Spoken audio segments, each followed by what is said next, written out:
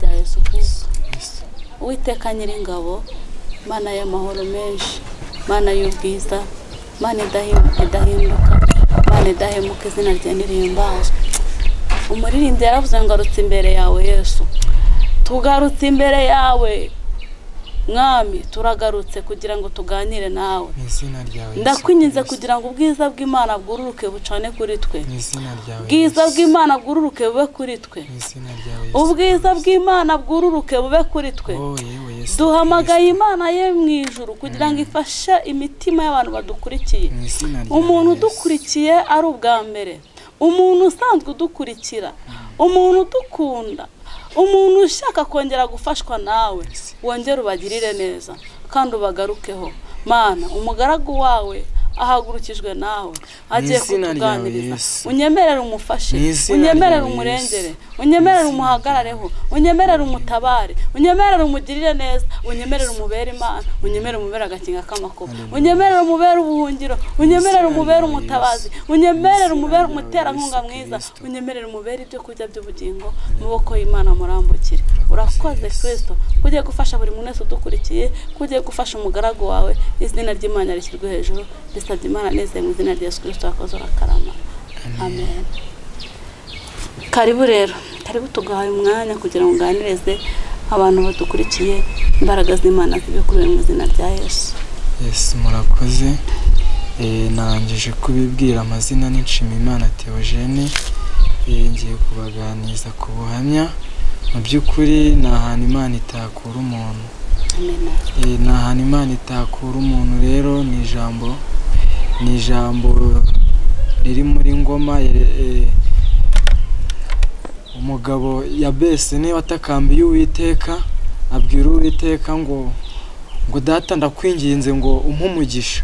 Icyo gihe yari akeneye umugisha. Nanjye rero natakambiye Uwiteka, mbwira Imana impe umugisha, mbwira Imana ngingirire neza. Ngiye kubuhamya rero mfite nuko Imana yabanye nanjye ndi umwana. Imana irandinda, irandera, mbese nkurira mu buntu bwayo kugira n'izi saka bari bwo nyihagazemo. Imana rero yabanye nanjye ko ndi umwana uvuka mu muryango w'abana 13. Muri abo bana 13 rero duhuje umubyeyi umwe. Duhuje umubyeyi umwe, ku mubyeyi data wacu ni umwe, ariko ba mama ni babiri baratandukanye. Mu by'ukuri rero papa ntabwo yigeze aba mu rugo, yakunze kugenda, ntagazi, mbese byaje kugorana nyuma ntagazi uko navutse. Ariko nkimara kuvuka mama yaje kunderaho imyaka 2, aza kunsiga ku mukecuru umubyara nkunda kwita nyogokuru. Niho narerewe ndakura, ariko umukecuru yakundaga gusenga ko ababyeyi banjye bo ntabwo bakijijwe, ariko uwo mukecuru yakundaga gusenga. Mu by'ukuri hari ijambo riri mu Migani ibice 22 umurongo uhereye ku murongo wa 6 bavuga ngo toza umwana inzira anyuramo kuko azarinda asaza akirimo. Uwo mukecuru ntoza iyo nzira yo gusenga, ndasenga, nkajya nteranira mu bana batoya, niga ijambo ry'Imana, nkurira mu buntu bw'Imana. Imana ikomeza kugenda ibana nanjye. Mu by'ukuri rero maze gukura ntigiye hejuru, ntarabona umubyeyi wanjye n'umwe, nta mubyeyi n'umwe wambyaye nari ndakabona, kuko urumva umubyeyi mama yansize mfite imyaka 2. Niko nagiye mbyumva mu mateka. Nuko nza gutangira ishuri. Gutangira ishuri rero natangiye mu wa mbere mfite imyaka 8. Ndiga, Imana ikayingirira neza ko nakundaga no gusenga. Umwana w'imyaka 8 abamaje kujijuka, abagifi afite ubwenge bwo amaze gusoba, wenda atangiye gusobanukirwa ikibi n'icyiza. Kubera ko rero naye narakunze gusenga, ndakomeza ndisengera, Imana ikomeza kugenda ibana nanjye.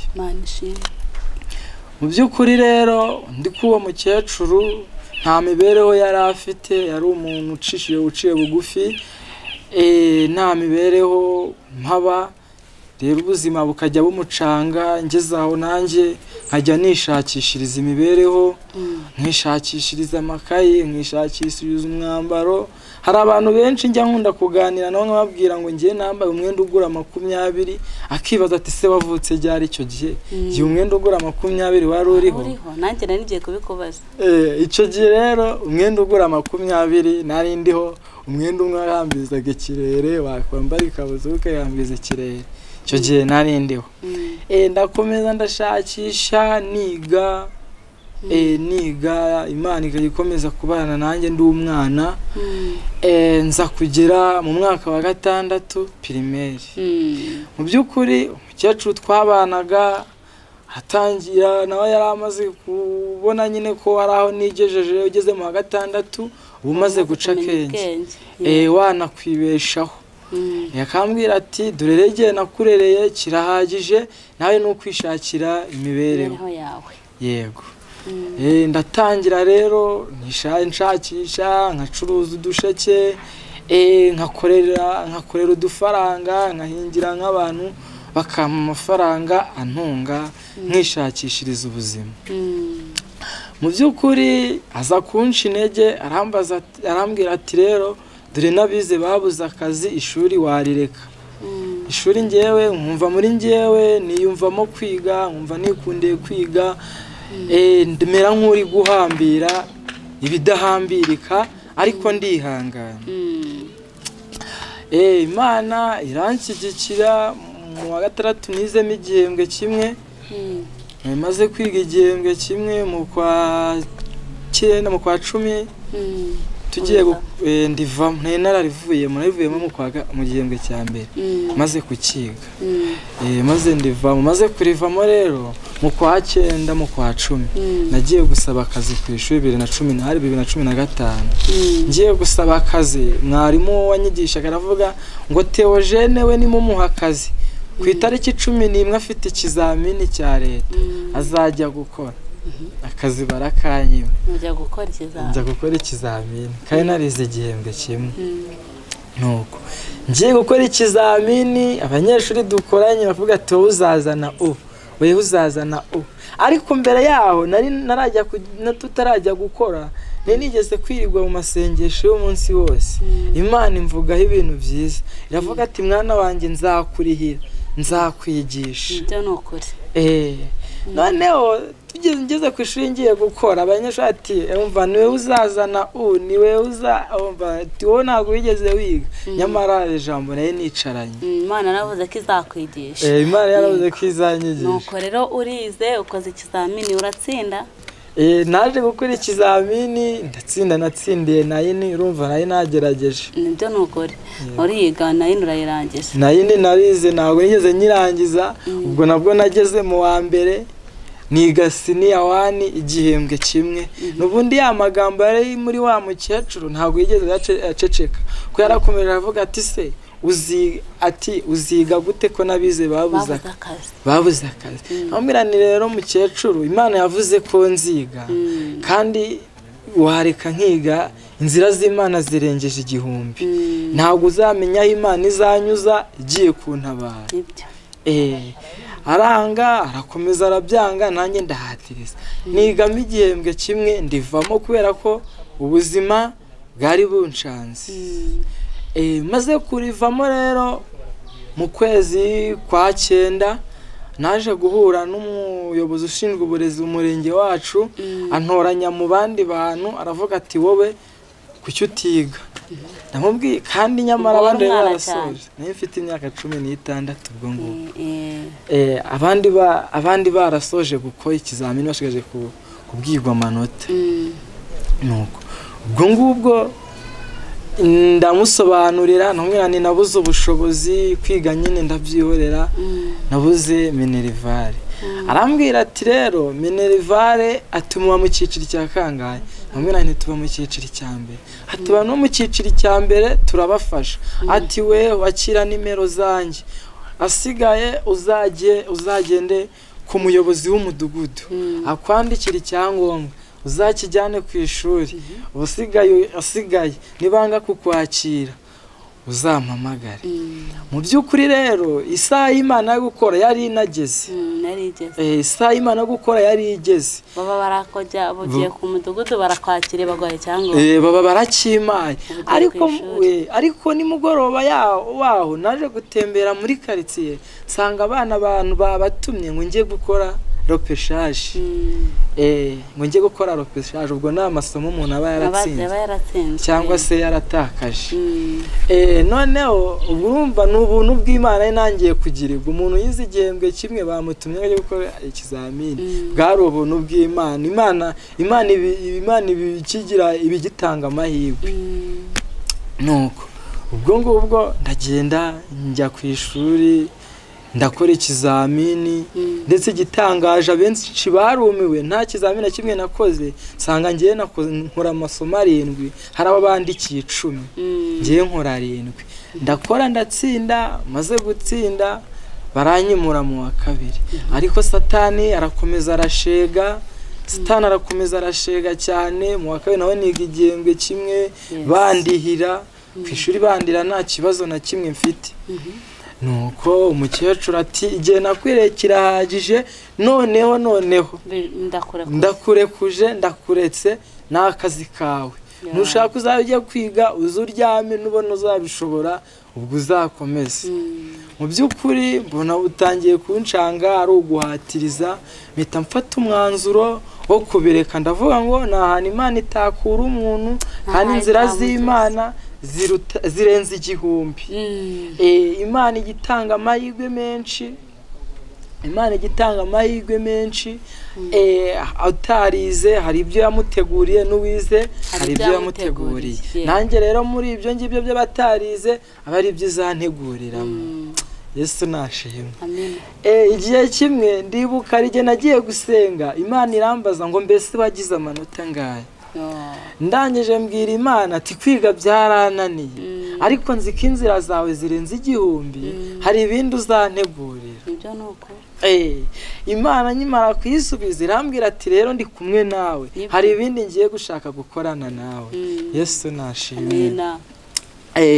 Ubwo rero ndatangira ubwo umukecuru inakimara kumbwira ko ngomba kwishakishiriza ndahiga ubuzima bukomeza kunshanga. Ariko bumaze kunshanga nisengera Imana nkurira mu buntu bw'Imana. Imana ikagenda ivuga ati nguhaye ijambo. Imana irambwira ngo nguhaye ijambo ugihumuriza abantu banjye. Muririmbye niba yaririmbye ngo mubwire abandi iby'ijuru ibyururutse imitima. Mubabwire yuko bahiriwe yuko hari ubundi buzima. Rero hari ubundi buzima uri muri Yesu. Ndashaka kwihanganisha umuntu uri kunyumva wese wafite ikibazo hari ubwo yihebye cyangwa sangayikishijwe n'ibi bihe ndagira mubwire ngo nahana Imana itakura umuntu. Mu by'ukuri Imana yabanye nanjye mu kwezi kwa 7 naje kujya gushakira ubuzima Uganda mu kwezi kwa 7 2019. Ngeze Uganda numvaga ko ubuzima ari bwo bugiye koroha ariko mbere yaho nsubiye inyuma nasenze Imana irambwira ati genda ariko ntago uzabayo. Nagezeyo Uganda mbona ubuzima bwawe nabwo buragoye ariko najyo hari igihe ryari ishuri ry'Imana kugira ngo mbese nzabone icyo mbwira abantu. Ngeze Uganda rero narakoze mbona ntibiri gukunda ariko kubw'amahirwe y'Imana maze y'icyumweru kimwe ndongera nifatira umwanzuro ndigarukiye. Ariko ndi mu nzu narotaga ngeze ahantu ho mu mwijima ahantu hicura burindi. Mbona none ibintu birakaze. Mugano wa uririmba ngo ibintu birakaze nanjye nahise mbona bikaze. Noneho mbonye ari mu mwijima ngo nza kubona ijambo ryanditse ku gikuta ryitwa ngo training. Ndangije mbwira Imana ati rero Mana urera nshaka akazi wantereninga. Nabwiye mwarimu nabonaga mwarimu wantereninga nkareba ko nava hano nkibonera akazi. Imana ishimwe cyane. Nuko bukeye rero uwo muntu yarambwiye ati uretse ndaje ibyawe nabyo mbigemo. Bukeye mu gitondo mbona akazi ndakora naje gukorera imitwaro 5 mu manyarwanda ni 12,500 ndangije mfata inzira yo kwigarukira mu Rwanda. Ndi kuza mu Rwanda nahuye n'imibereho mibi kuko nagiye gusaba ahantu amazi baramfata barankubita. Maze kunkubita bakambaza ati se mwabahenda ati rwose mwambariye mukandekura mu by'ukuri nta kintu mfite mera nka Petero na Nsira ni Petero na Nsira banyura kuri cya Petero na Yohana banyura kuri cya kirema cyicaye ku irembo rya Giza kiri gusabiriza kirangije kikababwira ati nsize nta mwamfungurira. Petero n'abana baje barakibwira ati izawe ni feza ntacyo dufite ahubwo icyo dufite turakigwa mu izina rya Yesu wewe dutumbire gusa Yesu nashimye. Nanjye numbira Yesu cyo gihe barambaza ati ufite iki nene babwira ati nukuri ko Imana nta kintu mfite nuko nanjye ntumbira Yesu wenyine. Haleluya. Barangije barambaza ati se nitukurekura twifuriza ikirata nanjye ndababwira ngo Imana ibaho umugisha. Maze kubabwira ngo Imana ibaho umugisha basubiramo barabampema mu muntu uzi ikinyarwanda cyo guhema n'ugusubira mu muntu umusubiramo mu byavuze ukamusubiranamo mu mvugo ihabanye. Yesu nashimwe. Noneho nyimara kubabwira ngo Imana ibaho umugisha aramema kimara kumema arongera arankubita. Mu by'ukuri pesi nigeze nangirika cyangwa ngira igikomere kuko byari mu mugambi w'Imana. Yesu Imana ugivaho kandi ugasohora. Yego. Noneho nyuma nanone arongera ariga barambwira ati ninkurekura nyifuriza iki ndavuga ngo Imana iguha umugisha. Nukangira arambwira ngo mbare 2 wagiye. Yari umunyarwanda se? Yari umugande. Nari nkiri Uganda. Nuko akimara kubara 2 yari saa 3 z'ijoro ndahaguruka ndirukanka ndagenda nigiye imbere gatoya buri ijambo ry'Imana yarambwiye ngo igukereje iragutegera. Igukereje iragutegera. Nigiye imbere gatoya nahise mbona bwije cyabwiye maze kuba saa 3 naho bafunga saa 3 bita njyana mu gafamu ndiryamira. Haciye akanya gatoya numva abasirikari baho baciyeho. Imana yacu igibasha kuduhisha. Imana inyihishira aho hantu rata. Noneho bamaze gucaho naye ndakomeza ndaturama ndaho ngaho nsenga Imana mu mutima wanjye. Nuko imaze kuba saa 9 narahagurutse ndagenda nigiye imbere gatoya mbona inzira 3 naje magarara mu yo hagati niyo hagati ndasenga ndava mbaza Imana ati Imana ko ntarabona icyerekezo cyo mu Rwanda nyure mu yihe. Umutima namangi unyemeza kunyura mu yo hagati. Nigiye imbere gatoya mbona ntago buri gucya niryamira munsi y'igiti cy'umunyinya senga Imana mu mutima wanjye Imana uzamfashe ningera mu Rwanda nzagukorera umva noneho nzarushaho. Ndahiga mu mutima wanjye ndavuga ni Imana nzarushaho. Nuko mbona saa 11 zirageze mba ndamanutse mba ngeze kunuza ku mupaka w'u Rwanda n'Ubugande. Ubwo hari umuntu wa Uganda arancumbikira abanda aho ngaho saa 6 zigeze z'amanywa aranyambutsa ngera mu Rwanda amahoro. Imana ishimwe. Umaze kugera mu Rwanda ubonye usubiye iwanyu ubonye usubiye aho wavutse udafite amafaranga yo gukodesha inzu wasubiye kwa mukecuru wagiye? Urakoze cyane umbarije ikibazo cyiza. Ntabwo nasubiye kwa mukecuru ahubwo nahise nza kubera ko irwamagana insanzwe nsa nk'umuntu hazi naraje nza mu bantu b'abavandimwe b'inshuti nagiye mbona ndababwira ibyambayeho mbasaba ubufasha yuko bancumbikiye. Bamaze kuncumbikira rero nabaye aho ngaho nk'icyumweru nsenga Imana nkunda kwiriza ubusa ndi gusenga nza gusenga Imana mbwira Imana ati Imana iminzu umaho kuba. Noneho Imana iza kumpa inzu yo kubamo ariko iyo nzu nyijyamo umuntu ayimpaye ngo nyimbe nyimubereyemo ntago yari ikinze mbese narakingaga urugi nkarufata mu ntoki. Ndaje ndongera ndasenga atari ku Mana ko ya bese yagutakambiye ukamuha umugisha ukamwagurira imbago jewe niwanyagurira imbago ukama inzu nziza nk'umukozi wawe. Imana ibyumva vuba ihita imuza n'umugabo w'umusirikare amakazi amaze kuma akazi mu by'ukuri ako kazi usibye Imana yonyine yo mu ijuru yahabaye ntago watinyuka kuvuga ikintu uri cyo kandi nta n'icyo uzi gukora. Nagiye musaba akazi ko kubaka urugo korotire, arambaza ati suri umufundi, ndamubwira ngo ni umufundi kubera yuko Imana yari impagazeho. Ndamubwira ngo ndi umufundi, arangira arambwira ati si aha hantu hanje hakwiye gukoreshwa n'ibikoresho bingana iki. Ndangije mu afagitire y'ibikoresho amakazi, akimara kuma akazi turakomeza turakorana, mbona amafaranga, nkodesha inzu yo kubamo nziza, Imana ingirira neza, ndetse ubu ngubu impa n'igikoresho kujya nifashisha nko mu rugendo no gushaka imibereho. Imana yamaye igare. Imana ishimwe cyane. Yego Imana yagukoye ahakomeye. Ndagira ngo nkubaze, ubu kwa mukecuru cyangwa uracyari aho ngaho ukodesheje? Ndaho rero nahise mvi Rwamagana. Nahise mvi Rwamagana nza gukorera i Kigali inahangaha. Naje gukorera inahangaha i Kigali. Ubu niho ndi. Witeka guhire cyane kandi Imana iguhe umugisha ukomere. Nagira nongere nkubaza kandi kabazo mama wawe icyo gihe mwarongeye murahura, umama waracyariho na mukecuru na papa, ese bongeye barasubirana bimeze bite? Yes, mukecuru wanjye aracyariho na mama baho na papa bari uko ntabwo bigeze bongera gusubirana, ntabwo barabana. Yego. Ndumva ryo ka tukubajije ku buhamya bwawe, ikindi gice tuzakigarukaho. Imana iguhe umugisha cyane. Muri watubwiye ngo ufite ijambo riri kugufasha, wariganiriza abantu iminota mike kandi tugasoza. Yego murakoze. Ni ijambo riri mu gitabo cy'Itangiriro ibice 22 uhereye ku murongo wa mbere ukageza ku murongo wa 14.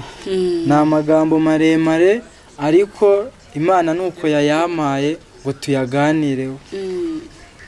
Umutwe w'amagambo uravuga uti Imana igerageza Aburahamu imutegeka kuyitambira Isaka. Hanyuma y'ibyo Imana igerageza Aburahamu iramuhamagara iti Aburahamu, aritaba ati karame. Iramubwira iti jyana umwana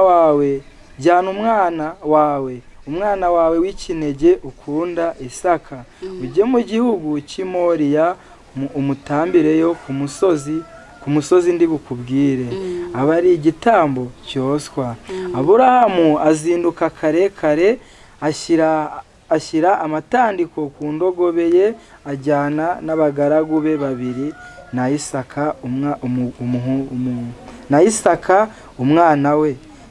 Yasa inkwi zo kosa igitambo, arahaguruka ajya ahantu Imana yamubwiye. Ku munsi wa gatatu Aburahamu arambura amaso yitegereza aho hantu hari kure. Aburahamu abwira abo bagaragu be ati musigare hano n'indogobe, nge n'uyu muhungu tugiye hirya hariya dusenge tubagarukeho. Aburahamu yenda za nkwi zo kosa igitambo azikorera Isaka umuhungu we, ajyana n'umuriro n'umushyo, bombi barajyana. Isaka ahamagara se Aburahamu ati data. Aramwitaba ati ndakwitaba mwana wanjye. Aramubaza ati dore umuriro n'inkwi ngibi, ariko umwana w'intama urihe w'igitambo cyoswa? Aburahamu aramusubiza ati mwana wanjye Imana iri bwibonere umwana w'intama w'igitambo cyoswa. Nuko bombi barajyana. 9 bagera ahantu Imana yabwiye Aburahamu, yubakayo igicaniro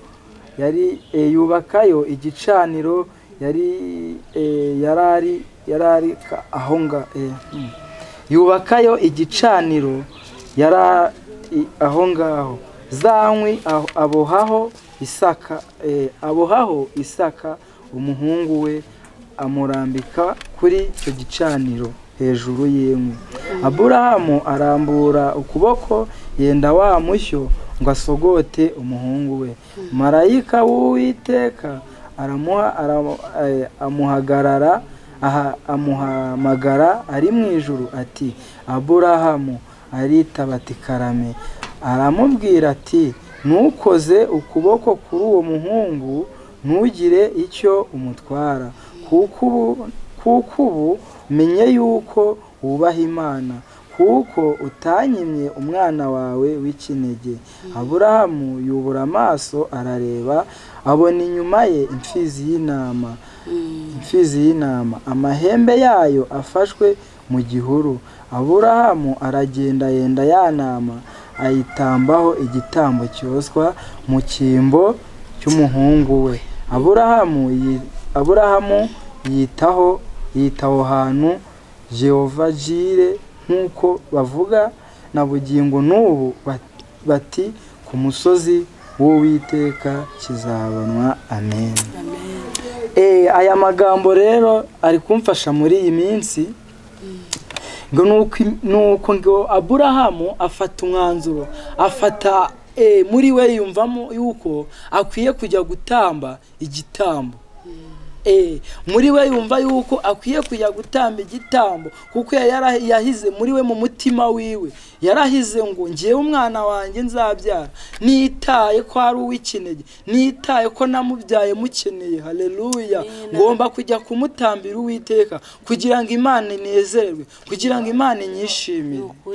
Yesu nashimwe. Akimara kubihiga mu mutima we, Imana yaje kumwitegereza, imenya yuko yabihigiye Imana. None Aburahamu Imana iza kumuhamagara ati Aburahamu sohoka, ndashaka kukwereka kuri wa musozi nakubwiye kuzajya kuntambirayo igitambo. Yesu nashimwe. Aramubwira ngo haguruka. Arangije Aburahamu ngafata abagaragu be babiri, afata n'inkwi, ngafata n'umuhungu we, ngafata n'umwitandiro, ngatendeka ku ndogobe ye ngo bagende.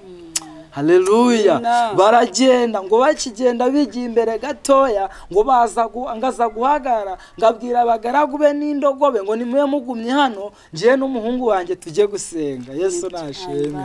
Ngo baragenda barasenga, abagaragu barasigaye, ngo Aburahamu n'umuhungu we ngo baragenda barasenga. Ariko umuhungu we nawe yari asa nk'uwagize ubwoba. Arangije abaza se ati se data ko twagendanaga tujyanye n'umwana w'intama, uyu munsi akaba nta mwana w'intama bajyanye. Haleluya. None uyu munsi biragenda bite?